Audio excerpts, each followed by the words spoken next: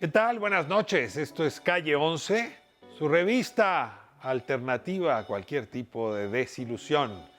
El día de hoy tengo a las dudantes hablando del anti-intelectualismo, es decir, esta moda que de tiempo en tiempo se genera para combatir a quienes se dedican pues, a trabajar con las ideas, con la cabeza. Y de ahí me voy a Pollos El Huasteco, los mejores pollos que usted puede comer en esta ciudad, y no exagero.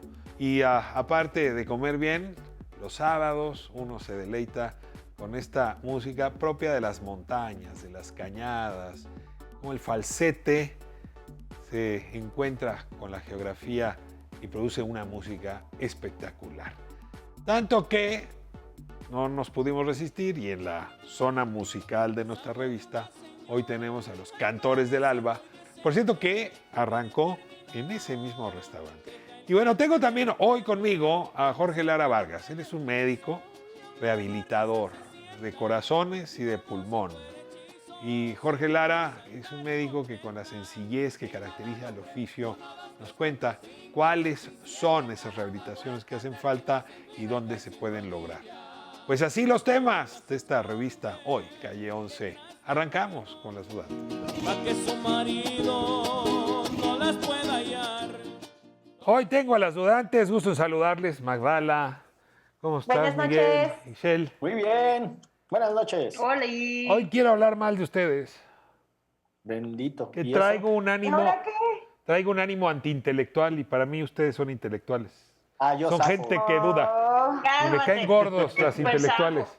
¿Han oído la cumbiera intelectual así, no? Sí, Por cómo no. supuesto, ¿Cómo? es mi rola. ya dijimos que es la rola que define a Ishel Ah, sí, cierto, ¿ah? Presente. en Es la otro que programa. cuando estás bailando con ella se pone a hablar de Lacan. Qué cosa, ¿no? En fin, como que sí hay una época donde se está reclamando muy fuerte a la gente que vive, pues de usar la cabeza para investigar, para la academia. Y pues les pregunto dónde se ubican, ¿no? Porque pues Miguel hace actividad intelectual, Ixchel también, Magdala también. Por eso les digo que ustedes son de esa runfla y yo no me hago a un lado tampoco. No me quito.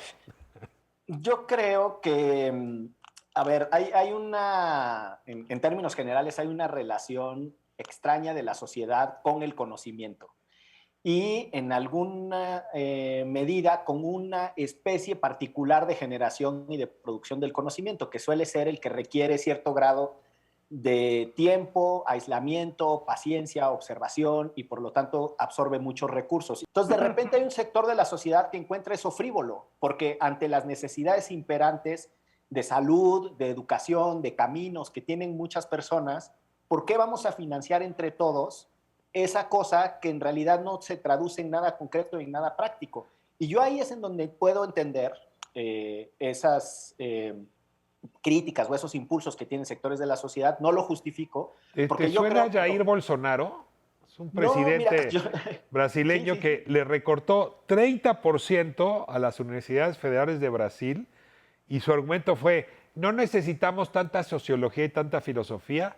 ¿Para sí, qué tanto claro. Habermas habiendo necesidad de quitar vacunas para el COVID? Magdala. Pues yo un poco sumando a la línea que planteaba Miguel, creo que a veces, sobre todo en el caso de México, hay que reconocer que quienes podemos acceder a los estudios universitarios ya poseemos cierto privilegio, ¿no? Porque son pocas las personas y que pueden estudiar en universidades públicas y privadas. Pero reconociendo ese privilegio, sí se tiene que revisar también cómo las universidades le retribuyen a la sociedad el conocimiento que en ellas se produce. La cosa es que pensamos desde un punto de vista muy práctico para las necesidades inmediatas y a veces quienes están en la academia desconocen o se les olvida este privilegio al cual accedieron y que además tienen responsabilidad con la sociedad que lo financió. Yo creo que los académicos, los intelectuales y yo viniendo de una familia donde la mayor parte nos dedicamos dentro de las universidades, a trabajar dentro de las universidades, no hemos perdido de vista ese contacto ni ese reconocimiento de dónde venimos. pero hay familias y hay investigadores y hay sistema nacional que están muy desconectados y muy volados de la realidad a la cual responden sus investigaciones. Y ahí entiendo que puede generar molestia, pero obviamente sin llegar a estas cosas tan vulgares como lo que propone Jair Bolsonaro, de que los sociólogos y los filósofos o los latinoamericanistas no funcionan para nada en una sociedad. Coincido totalmente con Magdala y la verdad es que está bastante sesgada mi opinión. En principio soy hija de una académica que honestamente es de las personas que yo he visto en mi vida que más ha trabajado y que además le ha ido muy mal económicamente. Y ella misma, dentro de la propia universidad, sí habla de este otro tipo de académicos o de intelectuales que solamente viven de becas, que solamente publican papers por tener puntos para que les paguen más, que no tienen realmente una vinculación con las comunidades o con quienes están trabajando. Y algo que me enorgullece mucho es que mi madre, por ejemplo, que trabaja con minería, cuando van a COSARI es recibida por la comunidad por su trabajo, por su labor, porque nunca olvidó eso y no se quedó solamente con la parte del paper. Entonces, entiendo perfecto a muchas de las personas que lo critican y que le señalan o que no ven necesaria esta labor, también porque desde la academia, como dice Magdala, muchas personas no se han dado el trabajo de explicar qué hacen, para qué lo hacen, porque es importante tener este contexto, esta historia, de dónde venimos, esta parte de la sociología, la antropología, la historia, y cómo nada más se reduce como a la parte, sí, pues son los que hacen, los que importan son los que salvan vidas, los que hacen vacunas, okay, los que, no, o sea, como muy inmediata. Ahora, yo me pierdo un poco, y antes de devolverte la palabra, Miguel, pues ya que cada quien está hablando de sus familiares, yo tengo una cuñada que viene trabajando desde hace un momento sobre cómo de una célula, ¿no?, a partir de un experimento científico puede resolverse problemas muy serios de largo plazo como el cáncer, ¿no?, o como las enfermedades autoinmunes. Y la verdad, yo no soy quien para decir que esa señora es una privilegiada y no debería escribir papers y no debería acumular puntos, porque lo que está haciendo en la década que entra o la siguiente nos va a curar del cáncer. ¿Sabes? Tengo la impresión de que tenemos una cosa un poco sesgadona y asumimos que la aristocracia y la ciencia son parientes y ahora con el ánimo de igualarlos, pues incluso estamos dispuestos a disparar con el régimen de delincuencia organizada, pues para ponernos ahí junto al Chapo y que realmente estén en condición de igualdad. Es que esa otra parte también me incomoda, tengo que decirlo. No me siento quien para descalificar a mi cuñada. Digo, aquí yo califico con afecto a sus parientes, pero pues también menciono la mía. A ver, Miguel. Es que yo creo que pones el énfasis en una parte que, insisto, es como la manera en la que la sociedad se relaciona con quienes producen conocimiento y para tal razón, en algunos casos necesitan una dosis de aislamiento y necesitan tiempos y necesitan condiciones, laboratorios, etcétera, archivos, lo que sea, ¿no? Pensemos en distintas formas de conocimiento que los distancian de lo que nosotros solemos llamar la realidad social y las problemáticas contemporáneas. Pero hay otra parte que tú mencionas que es la rabia contra la ilustración. Porque todo lo que no sea popular, todo lo que no venga de la sabiduría, de la experiencia cotidiana, está mal. Y entonces estamos en contra de los que estudian para ser políticos y estamos en contra de los que no hacen academia comprometida y estamos en contra de las artes que no están a favor del cambio social. Y yo ahí creo que no nos toca en las sociedades abiertas y liberales calificar a quién se dedica a qué y si es pertinente o impertinente. El conocimiento tiene un valor de transformación y eso es un hecho. Y normalmente son los pares, ¿no?, los que pueden decir si sí, lo que está haciendo. Digo, yo supongo que entre físicos se pueden calificar, ¿no?, entre químicos se pueden calificar. Luego sí me cuesta un poco de trabajo que, no sé, entre abogados queramos calificar a los biólogos. Hay algo ahí como... Y en ese sentido sí me parece que respetar, que sea entre pares donde se valoren. Sí, sumando a lo que tú estás diciendo, todo tendría que pasar por una estructura democrática, donde cuerpos colegiados entre pares se miraran y entre ellos evaluaran, ¿no?, la pertinencia, el alcance de las investigaciones que están realizando. El problema, y esto regresando un poco a las historias familiares, de una de las mujeres que más admiro en mi vida, que es mi tía, que es investigadora de nanobacterias, partículas, igual como tu cuñada, que están encerradas en los laboratorios con el microscopio horas y horas. Ella renunció a ser del Sistema Nacional de Investigadores porque en ese mismo cuerpo colegiado se daban muchísimos casos de corrupción en los cuales, si no tenías tales vínculos o tales influencias, no podías acceder a esos otros privilegios que sí están un poco más comprometidos. Entonces, creo que el problema es muy complejo, que tiene muchas aristas, que no conviene decir todos los de este lado son malos y todos los de este lado son buenos y los corruptos aquí y acá, pero sí que hay que reconocer que los polos existen y que, bueno, ojalá que seamos una sociedad lo suficientemente democrática, flexible y con capacidad de dialogar para que encontremos las cosas que no han funcionado y las cosas que sí.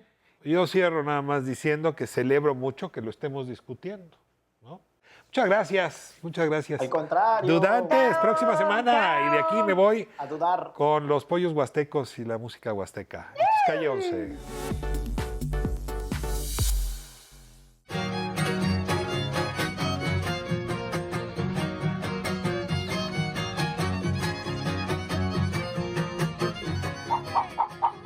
Bueno, pues hoy Calle 11 hace esquina con Relaciones Exteriores número 25. Quien le sabe esta ciudad sabe que Relaciones Exteriores es una de las calles de la colonia federal en la alcaldía Venustiano Carranza. Pero no vamos a hablar ni de Venustiano Carranza, ni de la Ciudad de México, ni de Relaciones Exteriores. Vamos a hablar de la Huasteca, porque aquí hay una embajada huasteca, de la Huasteca veracruzana, justo para comer pollo y para bailar huasteco. Y pues estoy aquí con los dueños de los pollos huasteco. Les agradezco muchísimo, los pollos el huasteco, los pollos asados el huasteco, que nos reciban en este lugar donde se come y se baila. Entiendo, don Francisco, muchas gracias. ¿Qué tal? Muy buenas tardes. Bienvenidos, un placer y un honor tenerlos aquí. Aquí se Saludo canta. rápido a doña María. Me da mucho gusto que nos reciba también usted. Muchas gracias. Muchas gracias, es un placer. Al contrario, es un placer recibirlos. Gracias por haberse fijado en nosotros para esta entrevista, porque para nosotros sí es muy significativa. Y tengo a don Vidal, Entonces, que es el que trata bonito a la gente aquí. Bueno, Así aparte de es. sus dueños, pues. sí, así es. Dale, muchas gracias. Ahora sí, don Francisco, a ver, cuéntenos la historia. Desde Zacualpan, Veracruz, hasta Relaciones Exteriores número 25. ¿Cuál es la historia? Bueno, pues la necesidad más que nada económica de buscar horizontes y de que se siente muy bonito que traiga uno las raíces culturales de la Huasteca para acá, para la ciudad. Se da uno cuenta que pertenece a una sociedad, a una entidad, se puede decir racial o cultural huasteca. A mí se me enchina la piel cuando escucho el huapango. Lo traigo de herencia de mis papás, de mis abuelos. Y sobre todo Zacualpan es un pueblo donde había un trío que le tocaba en aquel entonces a don Plutarco Elías Calles. Él, de por ahí viene el huapango. Es un pueblo 100% huapanguero. Los tres huastecos, pero a usted le tocó Francisco, no los otros dos. Así A ver, es. María, usted no es de allá, pero ya es como de allá. Pues ya es como si fuera de allá. Para mí de verdad es, pues es muy grato haber conocido esta música, porque es una cultura que forma parte de las raíces de lo que es México. Realmente ha sido muy grato conocer todas estas costumbres, estas tradiciones, y pues se vuelve uno parte de ello, porque todos los días lo escuchamos a través de mi hijo, que es músico, y que fue uno de los motivos por los que también decidimos abrir un espacio aquí para darle promoción a este tipo de música.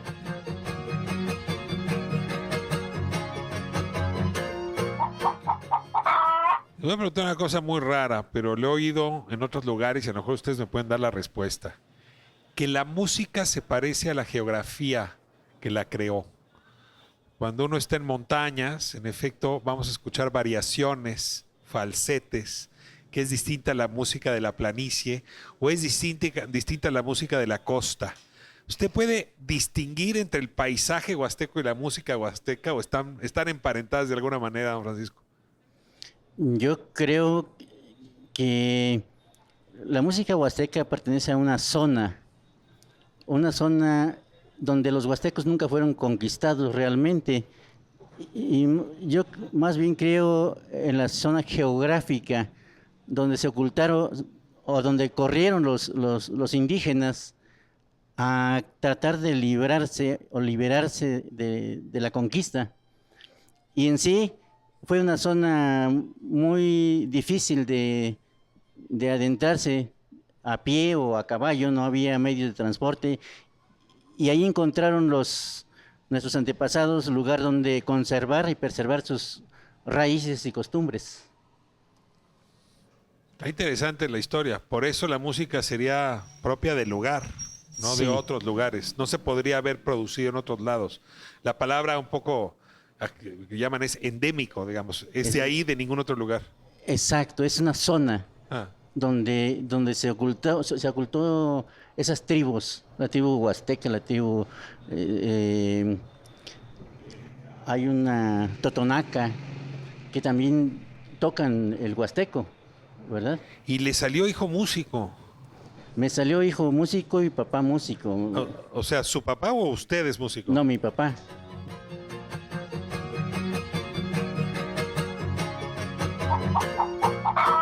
Y a todo esto, Vidal, ¿qué flauta tocan los pollos? ¿Por qué pollos el huasteco? Porque viene como ellos de su raíz de ellos, de Veracruz. Bueno, sí, de Huasteca. Y el Más- pollo le gusta a todo mundo, ahí sí no distinguimos. Sí, es muy sabroso el pollo. Y tienen buena receta aquí. Sí. Ahora veo que la sirven, digamos, mientras uno baila, se puede salsear el pollo de distintas maneras. Sí. ¿Cuál es el favorito? ¿El natural?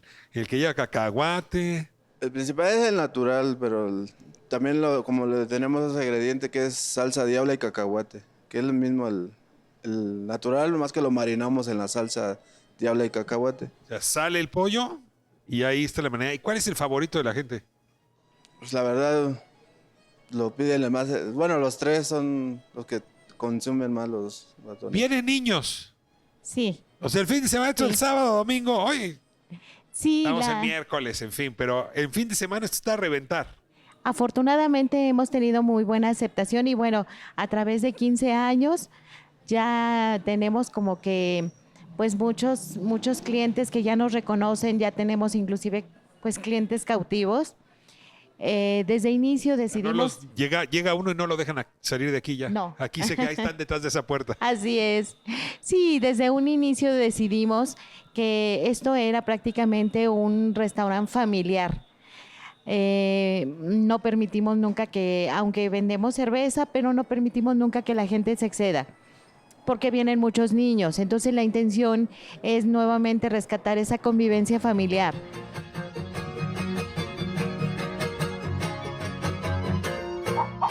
Ah, 15 años aquí en Relaciones Exteriores 25, pero entiendo que antes estuvieron en Ecatepec. Allá nació el negocio, Francisco. Sí, allá nació el concepto del pollo asado y el concepto huasteco. Nada más que allá no teníamos música en vivo con trío como tal. Teníamos música en disco y el concepto musical era ese.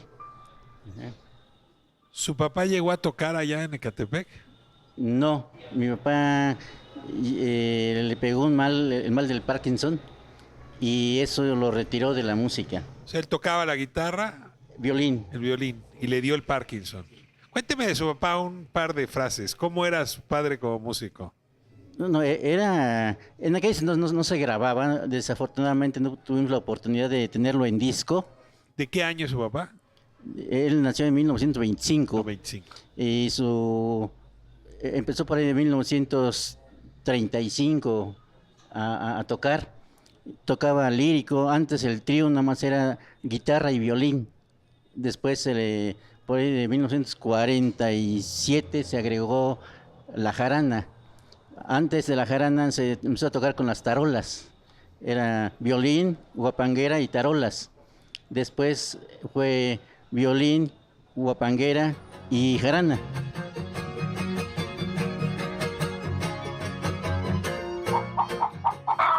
Si yo le pongo música de mariachi y un trío huasteco, lo primero no lo conmueve.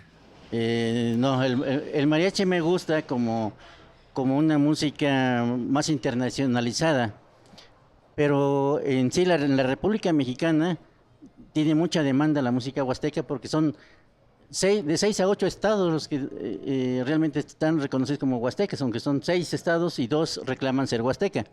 Y el mariachi pues es Jalisco nada más, ¿no?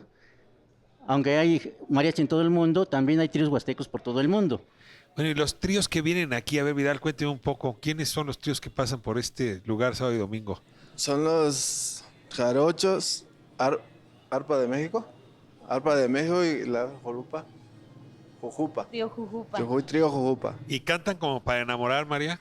La verdad es que sí. Que si uno quiere proponer matrimonio, este es un buen lugar. Sí, O para llevar serenata definitivamente. ahora que ya estamos en semáforo Y amarillo. ahora que ya estamos en semáforo amarillo más. Sí, yo creo que eso es lo que le ha encantado a la gente. Venir y recordar lo que en lo que se refiere a la música y al canto y al baile, recordar un poquito de sus raíces. A la gente le encanta reunirse aquí porque además tristemente en la Ciudad de México son pocos los lugares en los que hay espacio para promover este tipo de música.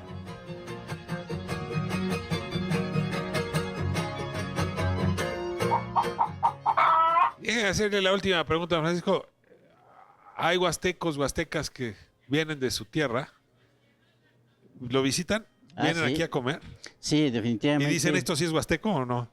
Definitivamente este lugar se ha convertido como un punto de encuentro para casi toda la Huasteca. Una embajada de la Es una Huasteca. embajada de la Huasteca. ¿De los 8 estados o nada más de 2? Yo creo que de los 8 estados.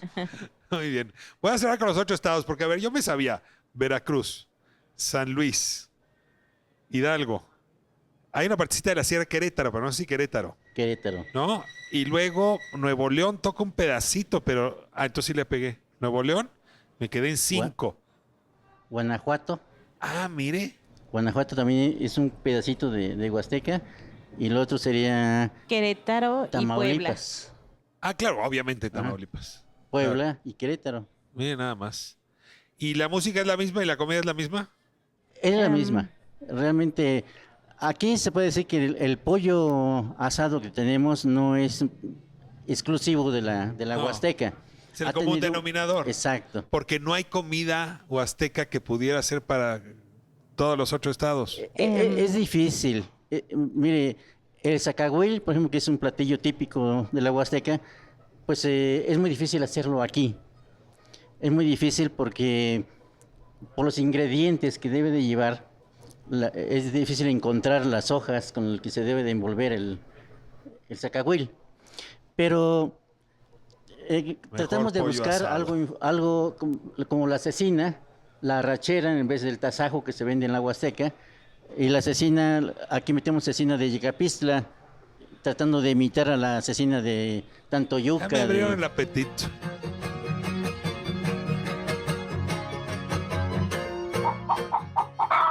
Aquí nos vemos sábado y domingo, ¿no? No, hombre, ¿De qué horas a qué horas empieza el esta es su discoteque? casa. Estamos aquí el viernes, sábado y domingo, la música empieza a partir de las 2 de la tarde. 2 de la tarde. De ¿Y 2 a terminan? 5. 2 a 5, 2 a 6, cuando hay mucho. Está muy buen fácil ambiente. recordar la calle. Relaciones Exteriores 25. Correcto. Aquí nos vemos, doña María. Qué bien tratado se siente uno aquí. Muchas gracias, Gracias, es de un veras. placer. Vidal, Aquí muchísimas los gracias. esperamos de Gracias. martes a domingo a partir de las 10 de la mañana. Los únicos días que cerramos son los días lunes, pero de martes a domingo aquí Y estamos bien a sus merecido el órdenes. descanso, ¿no? Sí, ¿verdad? Y es Don que Francisco- Don Francisco, muchas gracias. No, muchas gracias. Y donde a esté, ustedes. saludos a su padre. Muchas gracias. gracias a Regresamos a ustedes. estudio.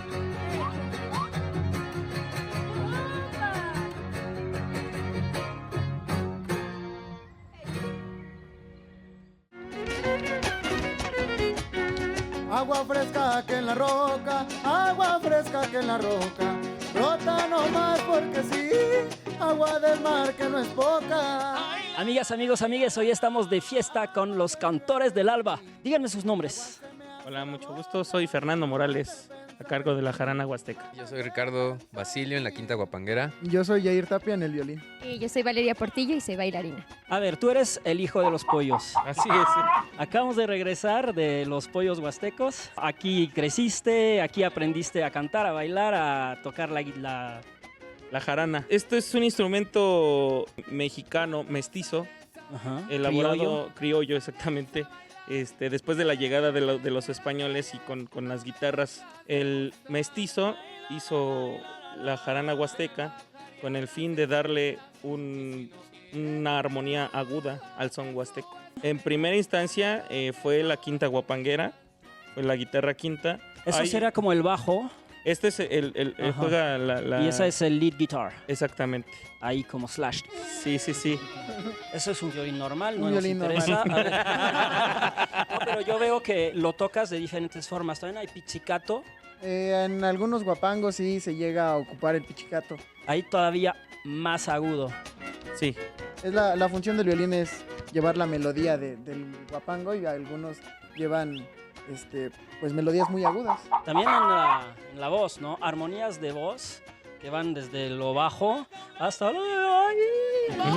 no soy capaz de hacerlo. Eso requiere mucha técnica, ¿no? Sí, pues lo que distingue al canto del son huasteco es el falsete. Pues sí, es una técnica que muchos la estudian, pero normalmente los huastecos no. Es nato. Es nata. O sea, si creciste en los pollos, exactamente. te sale el falsete ahí. Si comes pollo de los pollos, te sale el falsete porque se te sale. Oye, y háblame de tu instrumento.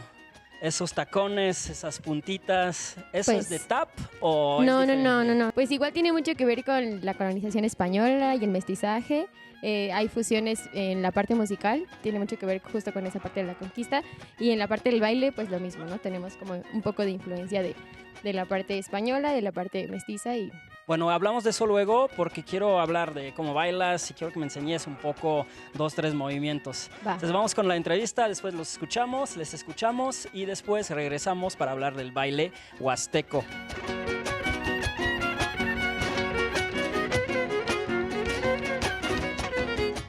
Bueno, hoy la entrevista me lleva a pasear por las calles de la medicina y vamos a hablar del corazón, pero desde el punto de vista de la salud. Le agradezco muchísimo al doctor Jorge Antonio Lara Vargas que nos acompañe esta noche. Usted es cardiólogo, doctor. Así es. Muchas gracias por la invitación. Muy solicitados andan en estas fechas, ¿no? Ahorita sí. Digo que como dicen que ve uno camiones y se le antoja viaje. Sí. Ahora uno ve médico y luego ya le quieren preguntar todo lo que le pasa a uno, a la familia y a los conocidos. Así es. Nunca como ahora la profesión había sido tan respetada y mire que siempre ha sido respetada. Sí, yo creo que sí. Ahora más que nunca. Oiga, pues mire, aquí le hemos dedicado, por razones obvias de la época, muchos programas a hablar de distintos ángulos de las consecuencias del coronavirus, ¿no? Del SARS-CoV-2. Pero hemos estado muy pendientes como de los síntomas, de la hospitalización, de los tratamientos, incluso de la mortandad, en fin. Pero la verdad es que sí teníamos un hueco y es mirar hacia quienes ya tuvieron COVID y traen secuelas que no se atiende o que nadie las atiende, porque estamos tan preocupados porque no se nos mueran las personas, claro, que las secuelas no han sido atendidas. Leía muy al principio de la pandemia, en algún texto, creo que fue New Yorker, que se calculaban 52 consecuencias o secuelas distintas. En este primer segmento de la entrevista, luego al día hablaremos de la rehabilitación cardiopulmonar, que es su especialidad, pero este primer segmento le quiero rogar que nos cuente cuáles son esas consecuencias que no hemos tenido tiempo de mirar y que sin embargo la gente está sufriendo, la gente que tuvo COVID, ¿no? Y que le pegó duro. Importantísima pregunta porque en efecto la gran mayoría de las personas pasan un COVID cuando es de asintomático a leve, prácticamente inadvertido, y sin embargo en los pacientes en los que menos gravedad o afectación les dejó la enfermedad, también puede haber pequeñas secuelas. Y evidentemente el número, la cantidad y la posibilidad de desarrollar secuelas cardiopulmonares o de otro tipo se desarrolla más en quienes tuvieron un COVID pues de moderado a grave, si es que lo clasificáramos, ¿no? De esta manera. A ver, para empezar desde la cabeza hasta los pies, me decían que que el Instituto de Neurología descubrió que hay un efecto neurológico Totalmente. muy fuerte. Ustedes en cardiología también Así tienen es. esa misma revisión. Luego me decían que también en la piel ha habido también efectos importantes, hígado, riñón.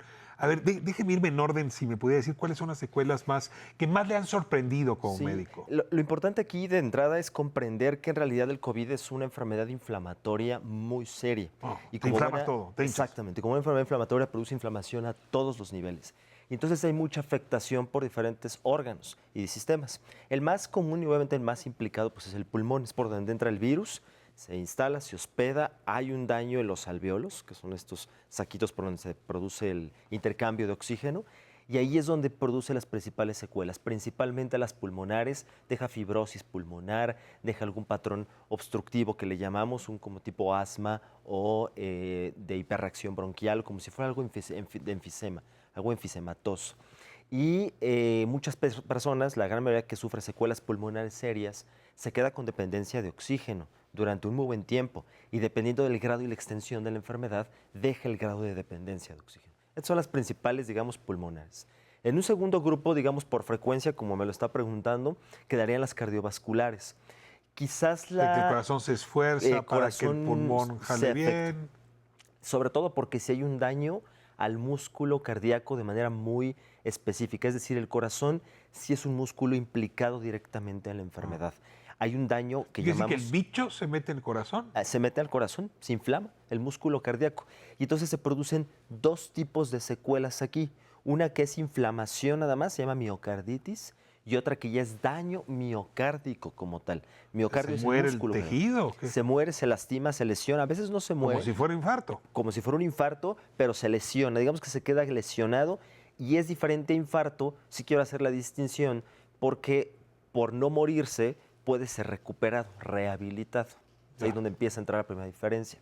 Y hay otras secuelas a nivel vascular que llamamos, es decir, a nivel de la circulación que nutre al corazón, que en este caso son las coronarias. Puede haber infartos, puede haber trombosis de estas arterias y entonces sí, estas arterias trombosadas, como se ocluye el flujo de sangre que va hacia el músculo cardíaco, este músculo ahora sí se infarta, ¿verdad? Cerebro.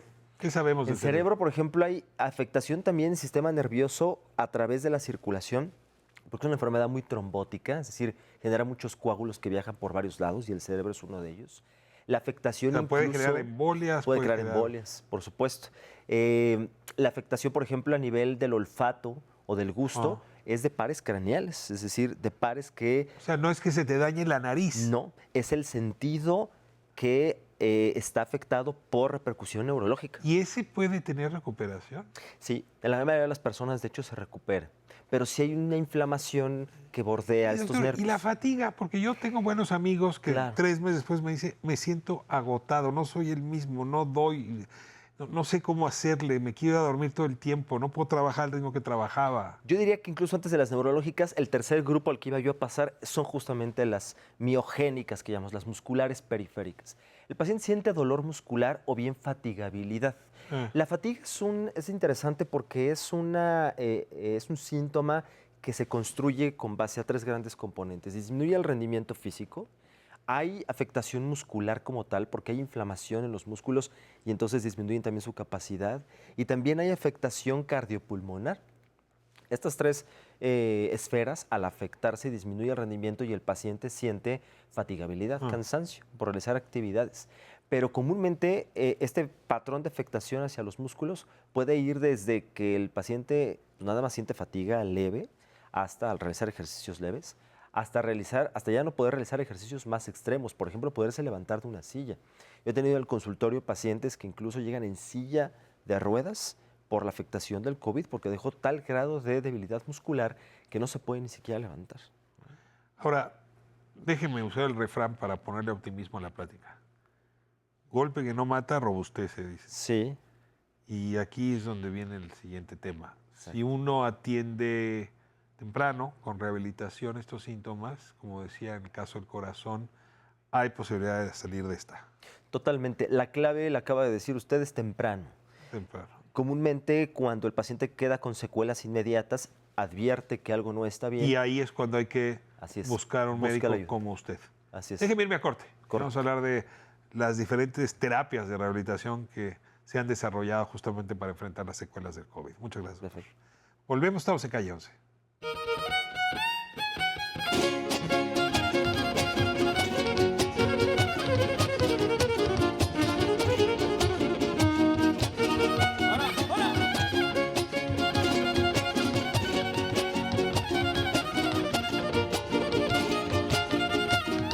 Les hablo de una señora, al parecer muy decente, que determinada hora deja el catre de repente, hace una lumbre en el piso y a un lado a rezar se sienta, y como si fuera hechizo se pone a saltar contenta.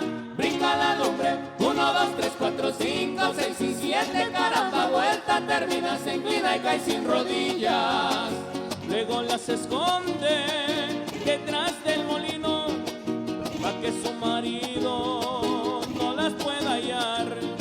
Toma su escoba, vuela buscando un niño recién nacido, le chupa la sangre pues tiene hambre, y en un instante busca a los enfermos agonizantes. Va al camposanto por algún muerto que ha descubierto, come y rasguña, no es culpa suya que sea tan mala, que tenga mañas, que sea tan inquieta y en la Huasteca le guste andar. Y para ahuyentarla se usan alfileres, tijeras y enseres que en cruz se pondrán. Cuando un niño llora, estén preparados, porque esta señora pronto llegará.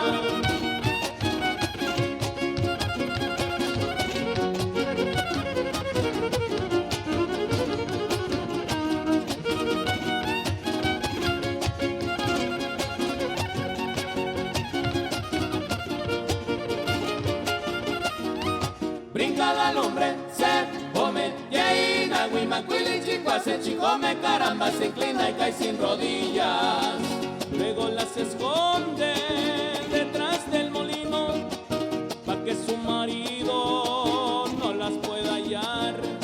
Toma su escoba, vuela buscando un niño recién nacido, le chupa la sangre pues tiene hambre, y en un instante busca a los enfermos agonizantes. Va al camposanto por algún muerto que ha descubierto, come y rasguña, no es culpa suya que sea tan mala, que tenga mañas, que sea tan inquieta y en la Huasteca le guste andar. Y para ahuyentarla se usan alfileres, tijeras y enseres que en cruz se pondrán.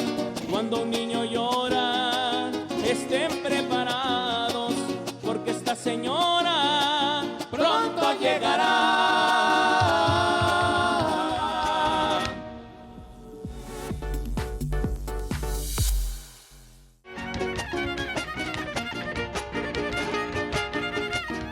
Les hablo de una señora, al parecer muy decente.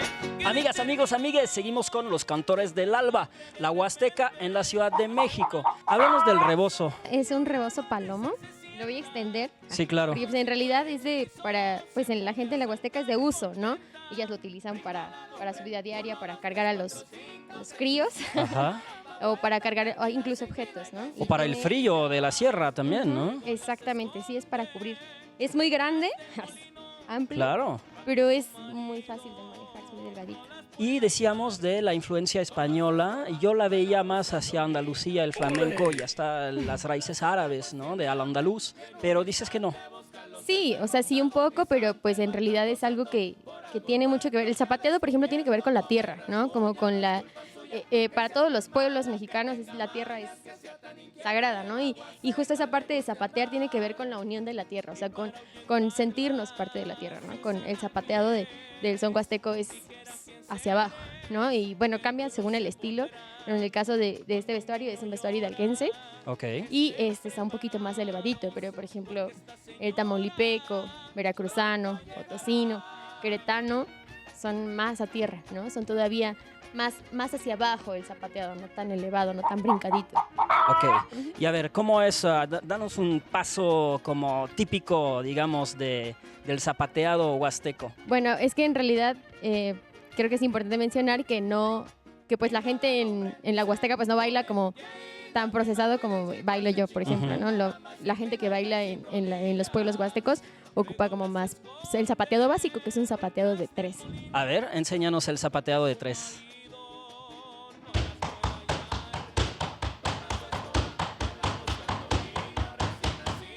Es como un vals un poco acelerado, ¿no? Sí. ¿Y se puede escuchar en algún lugar, en algún momento? ¿Tienen eventos previstos? Claro, aprovechando, queremos hacerles la invitación los días 2 y 3 de octubre. O sea, este fin de semana. Sí, exactamente, este fin de semana vamos a estar llevando a cabo un concurso de baile de guapango, que es algo de lo que acabas de ver. Ya está la ganadora, pues para que... En el lienzo charro de Constituyentes va a ser. Ok. Pueden buscar ahí en las redes sociales Concurso Nacional de Baile de Guapango de la Ciudad de México, y ahí nos puede encontrar y puede ver cómo hacerle para accesar al evento. Pues pondremos velitas para los cantores del alba. Ya está. ¿Y para ti? Y en un instante buscan los enfermos agonizantes, va al camposanto por algún muerto que ha descubierto, come y rasguña, no es culpa suya que sea tan mala, que tenga mañas, que sea tan inquieta y el agua Huasteca le guste andar. Estamos de vuelta en calle 11 hablando de la rehabilitación posible a las secuelas del COVID, particularmente la cardiopulmonar. Le agradezco mucho a Jorge Antonio Lara Vargas que nos acompañe hoy justamente para hablar de este tema. Doctor, me decía, hay condiciones para, si uno atiende temprano estas secuelas, para rehabilitarse. Correcto. Ahí usted ha centrado su especialización, incluso antes del COVID. Ayúdeme ahora un poco a hablarle a las personas que han tenido distintas secuelas, con quién tendrían que ir y cuál es el tipo de terapia que ustedes podrían ofrecer. Claro. Sí, las secuelas del COVID se pueden rehabilitar o se pueden resolver si se atienden, número 1, a tiempo, y 2, se pueden resolver también hasta cierto punto. Es importante decirle a la gente que no todas las secuelas pueden ser resueltas en el lapso de tiempo inmediato.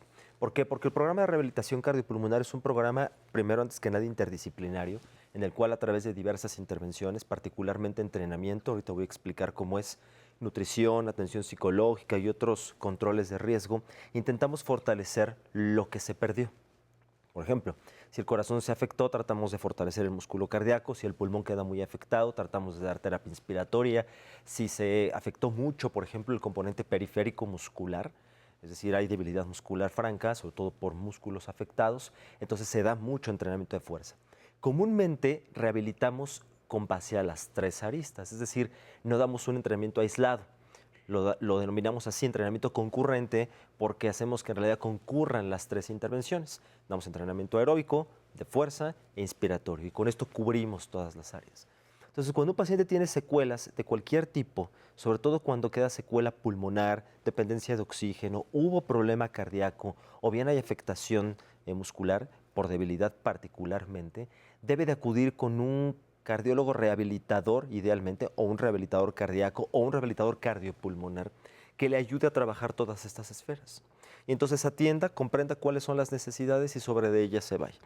Particularmente lo que se hace es hacer primero una estratificación de riesgo y una prescripción del entrenamiento. Después de que el médico lo evalúa, comúnmente se hace una prueba de ejercicio cardiopulmonar y se miden algunos buenos parámetros de la función pulmonar en reposo y en esfuerzo. Y con base a ello entonces ya se establece la terapia. Ese diagnóstico, ¿dónde se hace? Si yo sé que traigo problemas respiratorios desde entonces, que mi capacidad pulmonar bajó, que a lo mejor tengo algún problema cardíaco, ¿dónde tengo que llamar?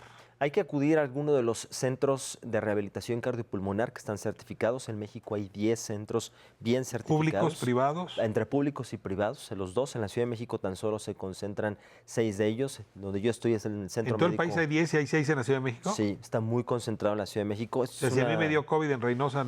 Va a estar difícil. Habrá centros, pero no están o del todo profesionalizados o certificados por la sociedad. Pero vaya, se puede realizar, claro. Yo insisto con lo que decía hace un momento, pareciera como si quienes tienen secuelas han sido enfermos de segunda o no merecen la atención principal. Cuando en realidad es una atención que debería darse de manera primaria, una gran necesidad. Y entonces acudo a estos centros, llamo y me tienen que hacer un diagnóstico, desde luego no puede ser en línea. No puede ser saber en cómo línea. están mis pulmones en línea. Es difícil. La telerehabilitación es una realidad en países, diría yo, de primer mundo y en pacientes de muy bajo riesgo. cardiopulmonar. Un paciente post-COVID que ya tuvo secuelas importantes y para los medios como lo manejamos aquí en México, veo difícil que por telerehabilitación se pueda rehabilitar. Entonces, lo ideal es que acuda al centro. Y ya, te hacen ahí un diagnóstico. Ven cómo están tus pulmones, tu corazón. En fin. Correcto, se hace la prueba de ejercicio, en este caso las pruebas pulmonares, las pruebas físicas. Hay un equipo, está el cardiólogo, puede estar el neumólogo, está, por ejemplo, el fisioterapeuta cardiovascular, y los tres comienzan a desarrollar la planificación del entrenamiento. ¿Esto el IMSS, el ISSSTE, no lo tienen? Sí, en el ISSSTE lo tenemos en el Centro Médico Nacional 20 de noviembre. Okay. En el IMSS se desarrolla un programa de rehabilitación cardíaca. Ignoro si en realidad hay un problema de rehabilitación pulmonar. Sí lo hay en el INER, programa de rehabilitación pulmonar como tal, que es el Instituto Nacional de Enfermedades Respiratorias. Pero en el 20 de noviembre en el ISSSTE lo tenemos y lo tenemos como cardiopulmonar. De tal manera que atendemos todo. El diagnóstico advierte que la gente necesita terapia. Es correcto. ¿Cómo va a ser esta terapia? ¿Cuántas horas a la semana? ¿Qué tipo de atención va a haber? ¿Qué ejercicios habría que hacer en casa, etcétera? Comúnmente el paciente tiene que acudir 3 a 5 veces por semana dependiendo de la estructura del programa y de cómo se maneja. ¿Qué tan grave es? Okay. Sí, también dependiendo de la gravedad de la enfermedad. Acude 1 hora al día. En esta hora se atiende la parte aeróbica, la parte de fuerza y la terapia inspiratoria. Y además hay sesiones complementarias de nutrición, de atención psicológica, etcétera, que esas sí pueden ser en línea o bien presenciales dependiendo de cómo se maneje en cada hospital. La longitud del programa varía mucho dependiendo de la afectación de la enfermedad según el diagnóstico inicial, pero puede variar de 4 a 6 semanas. Tratamos de que no sea más, aunque en algunas partes del mundo puede extenderse hasta de 3 meses. Hay gente muy dependiente de oxígeno, muy afectada y debilitada, que sí requiere extensión de programa. Y entonces se le pide al paciente que los días que no acuda al centro también haga un poco su tarea y lleve a cabo el complemento de las sesiones que no se supervisan en el centro. Ahora, decías, si no es temprano, puede ser demasiado tarde. Es más difícil. O sea, temprano es, me dio COVID, me acabo de curar, debo irme a hacer el diagnóstico ya. O sea, esta sería la recomendación principal que tú dejarías. Es correcto. O sea, después de las secuelas que se dejó, de haber pasado el periodo de convalecencia inmediata, 1 o 2 semanas, ya buscar al médico para que comience la rehabilitación cardiopulmonar. No siempre se podrá iniciar de forma inmediata, pero el médico tiene que evaluar esto. Es decir, te inicio en 2 o en 1 semana o en 5 días comenzamos la terapia, pero ya está bajo el ojo del experto. ¿Me explicó? Y entre más temprano mejor porque se rescata mucho más el músculo cardíaco o el músculo periférico antes de que comiencen, por ejemplo, los mecanismos de cicatrización a fibrosar el músculo y entonces hacer que pierda función. Entonces, si hay un tiempo, ¿no?, de intermedio, pues, de oro, que es el que hay que aprovechar para empezar a trabajar. Terapia de rehabilitación para los órganos periféricos, o tú decías la terapia para atender músculos lastimados, ¿no? Si este cansancio y esta fatiga, ¿también la hay? También la hay.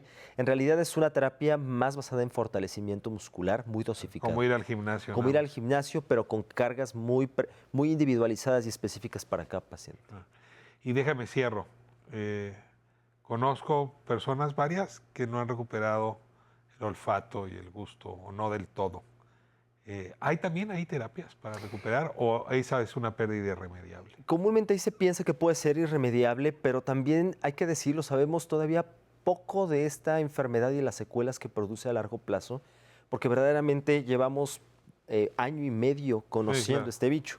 Habrá que ver si con el paso de más tiempo, más años, más meses, empezamos a ver ya recuperación de las secuelas. Pero a ver, oler más, provocarte olores, provocarte gusto. No hay una terapia. Tu mejor platillo, el que más te gusta. No hay nada que te recupere. No para recuperación de órganos, en este caso recuperación de sentidos. Es decir, el órgano neurológico se puede rehabilitar como rehabilitación neurológica si hay una trombosis, un EBC, un evento vascular, ¿no?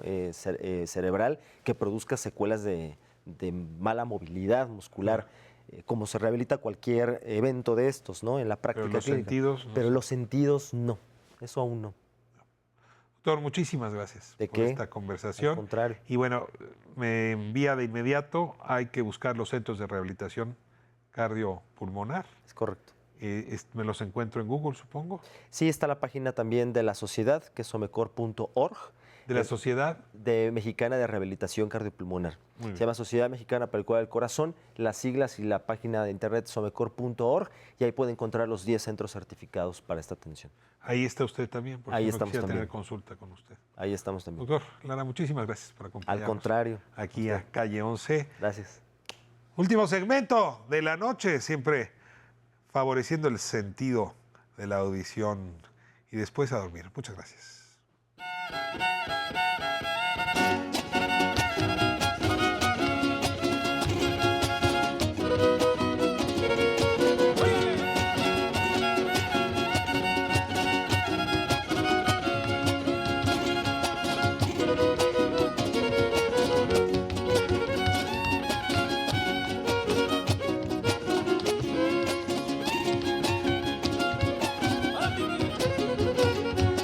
Ay, corazón, cuánto has sufrido por haber sido bueno y haber querido. Ay, corazón, cuánto has sufrido por haber sido bueno y haber querido. Ay, ay, ay, ay, ay. Sigue queriendo, que la gloria se alcanza bien de vida, solo sufriendo.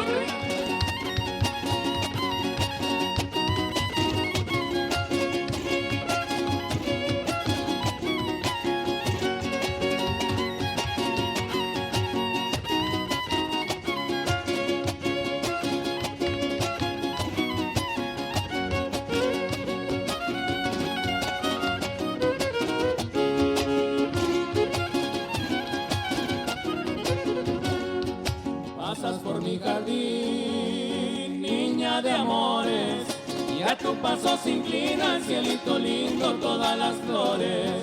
Pasas por mi jardín, niña de amores, y a tu paso se inclina el cielito lindo, todas las flores.